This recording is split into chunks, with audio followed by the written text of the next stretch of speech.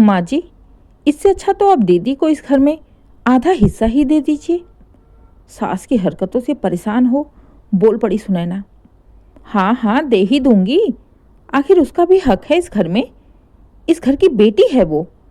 सुनैना को चिढ़ाते हुए बोली अनीता जी। जितनी की हकदार तुम हो उतनी की ही मेरी बेटी भी है, और मेरी मर्जी, मैं अपने पति की कमाई देती हूँ, तुम्हारी नहीं। सुनैना को आंखें दिखाते हुए बोली अनीता जी। तो ठीक है माँ जी, बिल्कुल दीजिए। मैं तो कहती हूँ आप हर एक चीज में आधा आधा हिस्सा कर दीजिए। इस घर में पूरी प्रॉपर्टी में, रुपयों में, गहनों में, यहाँ तक कि अपने इस बीमारी में भी, जो आप पिछले 1 महीने से लेकर बैठी हैं। सुनैना की बात सुन अनीता जी का पारा हाई हो गया। बहू, करती क्या है तू मेरी बीमारी में? खाना ही तो बनाकर देती है ना, और फालतू में मेरे नाम से छुट्टी लेकर आराम फरमा रही हो पूरे दिन घर पर बैठे बैठे। जा, किसने मना किया तुझे? बस यही एक बात थी जो सुनैना को चुभ गई। सुनैना पिछले 15 दिनों से अपने ऑफिस से छुट्टी लेकर सास की सेवा में लगी है, क्योंकि एक दिन सीढ़ियों से उतरते हुए अनीता जी का पैर फिसल गया और झटके से चोट लगने की वजह से उनका पैर टूट गया, जिससे पैरों में प्लास्टर लग गया। प्लास्टर का मतलब 1 महीने की बेड रेस्ट। अब चाहे बहू लायक हो या नालायक हो, ऐसी हालत में काम वही आती है। बड़ी मुश्किल से तो सुनैना ने अपने ऑफिस से 15 दिन की छुट्टी ली थी। सुनैना के पति राघव, वो हफ्ते में अक्सर ऑफिस के काम से 2-3 दिन बाहर ही रहते थे। घर में बस सुनैना, उसके बच्चे और अनीता जी ही रहती थीं। अनीता जी के पति अभी 4 साल पहले ही गुजर गए थे। सरकारी नौकरी थी तो अच्छी खासी तनख्वाह भी थी, जो उनके जाने के बाद आधा अनीता जी को मिलता था, जिससे अनीता जी के खर्च आराम से चल जाते। और खर्च भी क्या थे, राघव के ज़्यादातर बाहर रहने की वजह से घर का चीज सामान सब कुछ सुनैना ही लेकर आती थी। ज़्यादातर घर के पूरे खर्च वो खुद ही उठा रखी थी।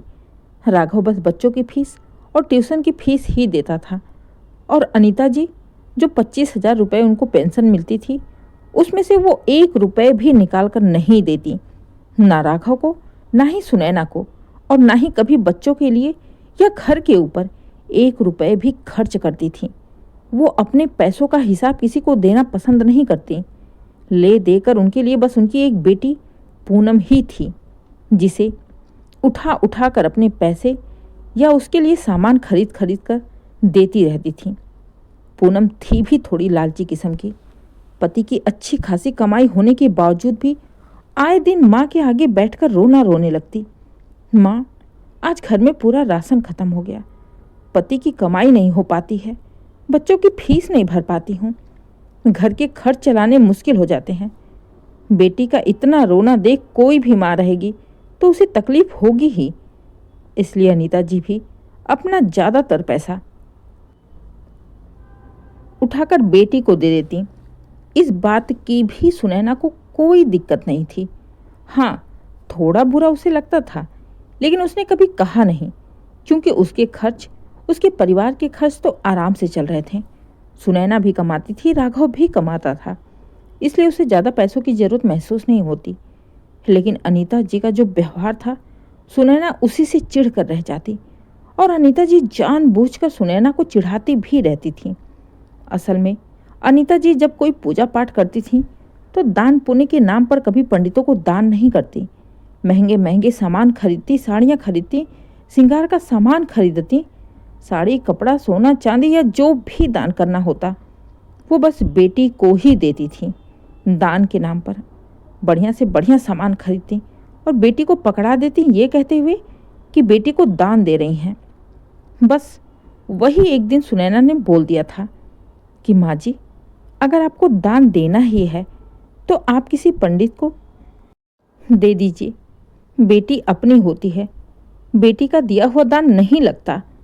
माँ बाप की हर चीज़ में बेटे की जितना ही बेटी का भी हिस्सा होता है, इसलिए आपका दान कभी भी सफल नहीं होगा। इससे अच्छा किसी ब्राह्मण को दान करिए। सुनैना ने तो अपनी तरफ से अच्छी बात बोली थी, लेकिन अनीता जी ने उसका उल्टा मतलब निकाल लिया। उन्हें ये लगा कि मैं अपनी बेटी को दान देती हूँ तो इसे जलन होती है, मेरी बेटी से जलती है, इसलिए ऐसे बोल रही है। बस इसी बात की चिढ़ लेकर अनीता जी भी जानबूझकर सुनैना को दिखा दिखा कर बेटी को एक एक सामान देती, ये कहते हुए कि उसका हक है, इस घर में माँ बाप की संपत्ति पर बेटी का हक होता है। तुम्ही ने बोला है ना, इसीलिए मैं अपनी बेटी को उसके हक का देती हूँ, किसी की कमाई नहीं। अगर आप किसी के लिए सही करो और कोई उस बात को उल्टा मतलब निकालकर आपको चिढ़ाने लगे तो सीधी सी बात है, चिढ़ तो किसी को भी आएगी ना। अनीता जी की इन्हीं हरकतों की वजह से सुनैना भी चिढ़ जाती, लेकिन फिर भी उसने अपनी ननद को कभी कुछ लेने देने से मना नहीं किया और ना ही उसे बुरा लगता था। सास के पैसे थे, जिसे मर्जी उसे देती, लेकिन बुरा तो उसे आज लगा जब आज अनीता जी के पैर की वजह से सुनैना ने ऑफिस से छुट्टी ली थी, तो भी अनीता जी ने ताना मार ही दिया कि मेरे बहाने छुट्टी लेकर आराम कर रही है, मेरा काम ही क्या करती है। बस यही बात सुनैना को लग गई। सुनैना अनीता जी से बहस नहीं करना चाहती थी, इसलिए कुछ सोचते हुए शांत रह गई। पूनम अक्सर माँ से मिलने आती रहती, कभी कभी तो बच्चों को स्कूल भेजने के बाद सुबह सुबह ही आ जाती और फिर शाम को जाती थी। बस सुनैना भी इसी ताक में थी। अगले दिन जैसे ही पूनम आई, सुनैना तुरंत ऑफिस जाने के लिए तैयार होने लगी। सुनैना को ऑफिस जाता देख अनीता जी बोली, अरे बहू, ये क्या है, तो ऑफिस जाने के लिए तैयार हो गई? अभी मेरे पैर सही नहीं हुए और तुम ऑफिस चल दी? देख ली बेटी, देख ले, ये करेगी मेरी सेवा। सेवा? कैसी सेवा माँ जी? मैं आपकी सेवा करती ही कहाँ हूँ? मैं तो ऑफिस के बहाने छुट्टी लेकर आराम कर रही हूँ ना, तो इससे अच्छा मैं ऑफिस ही चली जाऊँ, है कि नहीं दीदी? और वैसे भी आपने ही कहा था ना कि आपकी बेटी का भी इस घर पर आपकी एक एक चीज पर पूरा हक है, बराबर का हक है। तो जैसे रुपए पैसों पर, गहनों पर, प्रॉपर्टी पर उनका हक है, वैसे आपकी बीमारी पर और आपकी सेवा करने का भी हक है। 15 दिन की सेवा मैं कर ली, 15 दिन की सेवा आपकी बेटी करे। मैं चली अपने ऑफिस। और दीदी, अब आप 15 दिन यहीं रह कर जाइएगा, क्योंकि मुझे ऑफिस में बहुत काम है, मुझे छुट्टी मिलना मुश्किल है। और वैसे भी मैं माँ जी की सेवा करती नहीं हूँ, शायद आप कर लें। कहते हुए सुनैना निकल गई अपने ऑफिस, अपने काम पर, क्योंकि वो ये बात तो अच्छी तरह से समझ गई थी कि अगर आंखों से देखकर भी इंसान अंधा बन रहा है, तो ऐसे अंधे को दिखाने से अच्छा है उन्हें इग्नोर करना और अपने काम पर ध्यान देना।